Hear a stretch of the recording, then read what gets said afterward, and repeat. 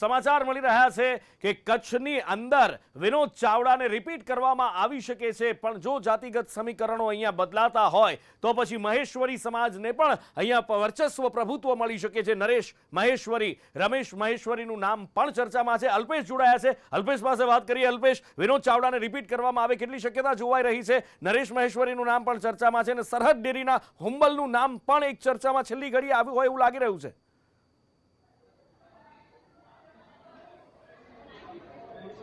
ચોક્કસથી વાત કરવામાં આવે તો કચ્છ લોકસભા બેઠક ઉપર વિનોદ ચાવડાનું નામ સૌથી આગળ ચાલી રહ્યું છે, કારણ કે છેલ્લા 2 ટર્મથી તે કચ્છનું પ્રતિનિધિત્વ કરી રહ્યા છે અને છેલ્લા 2 વખતની ચૂંટણીની વાત કરવામાં આવે તો સૌથી વધારે લીડથી તેઓ વિજેતા બન્યા છે. ગત લોકસભાની ચૂંટણીમાં તેઓ 3,05,000 મતથી વિજેતા બન્યા હતા.